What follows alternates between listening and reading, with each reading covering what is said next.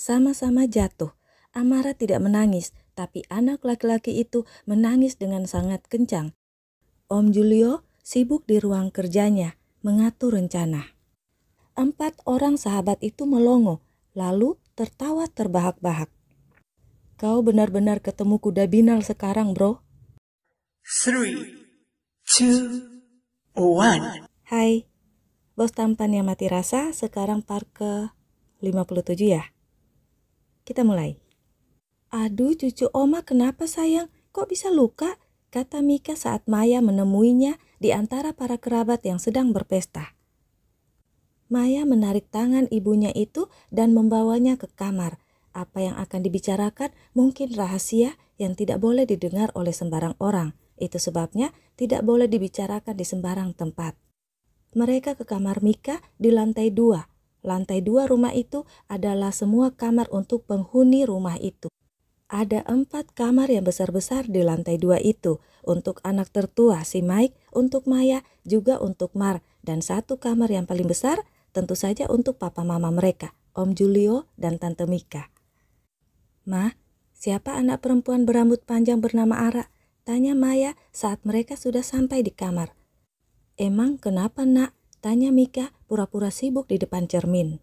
Anak itu yang dorong Abil sampai luka lecet begini, Ma. Tapi ternyata anak itu lukanya lebih parah, Ma. Terus Mar sangat gugup dan panik, Ma. Mar malah tidak melihat Abil, padahal biasanya dia yang paling peduli kalau Abil dan Gail sakit atau apa-apa gitu kan dia yang ribut, Ma. Tapi ini Mar seperti tidak peduli pada Abil, kata Maya. Apa? Ara luka? Di mana dia? Kata Mika dan ingin segera keluar kamar. Ma, Maya menarik tangan mamanya. Mama ingin lihat Ara dulu, takut dia kenapa-kenapa, kata Mika. Ma, siapa Ara? Apa anak Mar? Suara Maya agak keras. Mika tersadar dan melihat pada Maya. Dia, bener anak Mar? Kenapa ada hal begini besar Mama gak bilang Maya? Kenapa diumpetin? Nak, malam ini sebenarnya Mama berencana mau ngenalin Alana dan Amara. Makanya Mama ngadain pesta ini, tapi Mar melarangnya. Kenapa Mar larang? Apa dia takut wanita-wanitanya ngamuk? Terus Mama ikutin maunya? Maya menjadi emosi. Bukan begitu, Nak. Mika pun menceritakan apa yang terjadi pada Mar. Maya sampai menangis nyesek dengan nasib adiknya itu. Alana gak mau nikah. Mar takut kalau dibuka sekarang, Alana akan pergi lagi dan Mar kehilangan anaknya, kata Mika sendu.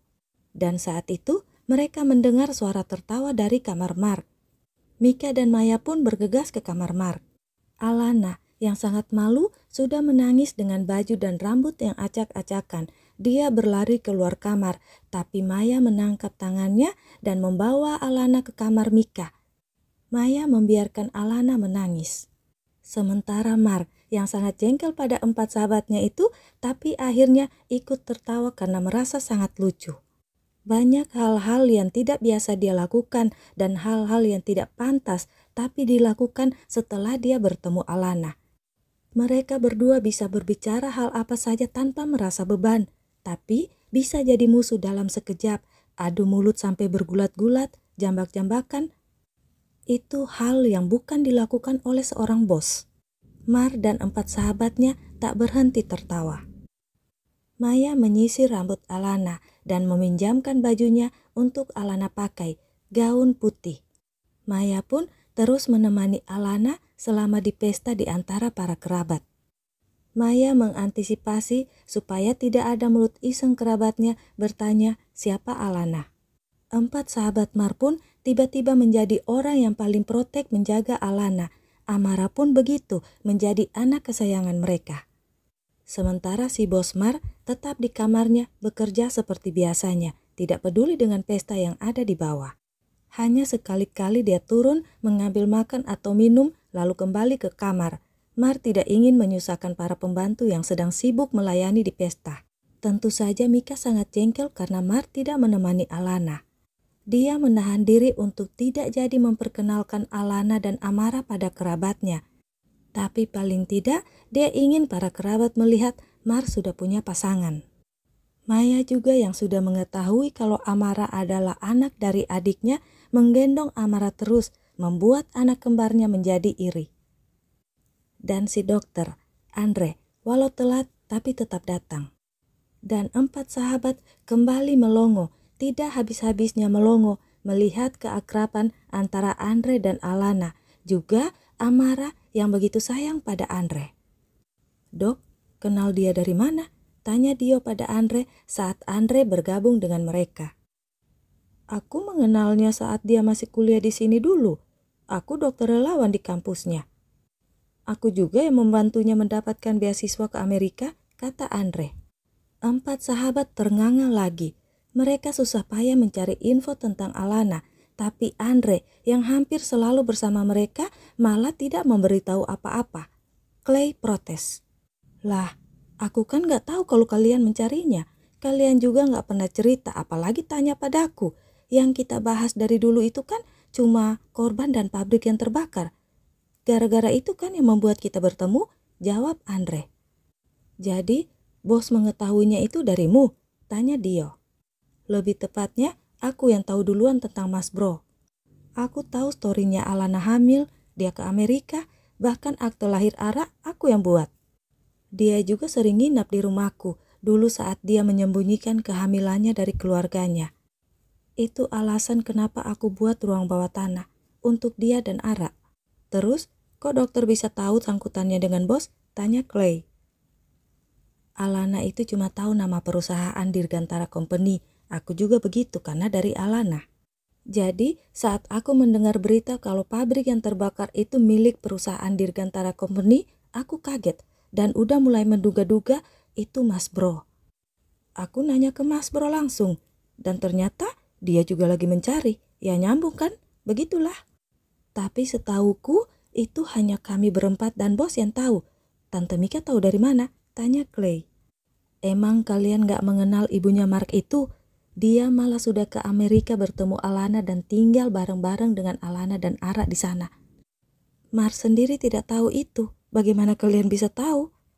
Terus kalian berdua merahasiakannya dari kami?" tanya Dio agak kesal. "Itu supaya Alana tidak menghilang lagi dan sampai sekarang dia tidak tahu kalau aku yang memberitahu Mark. Aku bisa dibunuhnya," kata Andre. "Tapi sekarang aku sudah tahu. Itu suara Alana." Semua terkejut karena tidak menyangka Alana ada di situ. "Nak," Andre gugup. "Kita harus bicara sekarang," kata Alana judes. Andre garuk-garuk kepala. "Maaf, kami tidak bisa menolongmu, Dok," kata Dio mengedipkan mata pada Alana. Alana menarik Andre. "Nak, nanti kita bicaranya di rumah ya. Aku makan dulu," kata Andre. "Sekarang, kalau mau bicara di rumah, kita pulang sekarang," kata Alana. "Nak dokter." "Oh, thanks God, untung partner crime-ku datang," batin Andre. "Halo Tante, maaf saya telat Tante, hari ini jadwal operasi lumayan," kata Andre. "Gak apa-apa nak dokter, terima kasih sudah datang. Udah makan? Ayo temani Tante makan dulu. Dari tadi Tante sibuk ngobrol sama kerabat sampai lupa makan. Ayo nak, kita bertiga makan bareng, jarang-jarang kan?" kata Mika. Terpaksa Alana membatalkan niatnya untuk berbicara dengan Andre. Dia mengambil makanan untuknya, untuk Andre, juga untuk Tante Mika. Ketiganya makan sambil mengobrol. Tak lama, Amara dan Maya pun ikut bergabung. "Kau takkan lolos," bisik Alana pada Andre. "Ya, apa boleh buat? Siap dihukum Nyonya," jawab Andre berbisik pula. Mereka berdua masih berbisik-bisik saling ancam. Tapi bagi orang lain, mereka tampak seperti pasangan yang mesra, bisik-bisikan. Alana dengan gaun putih, Andre dengan kemeja putih pula, pasangan yang serasi. Itu yang ada di pikiran orang-orang yang ada di pesta itu, yang tidak kenal Andre dan Alana. Dan Mark yang keluar dari kamarnya terdiam di tangga. Itu yang dilihat di mimpinya.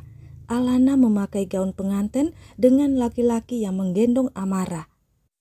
Apa yang dia lihat di mimpinya sama persis seperti apa yang dilihatnya sekarang. Laki-laki itu Andre. Ternyata Andre. Mark tiba-tiba merasa ingin membunuh laki-laki itu. "Say that I love you but I'm lying.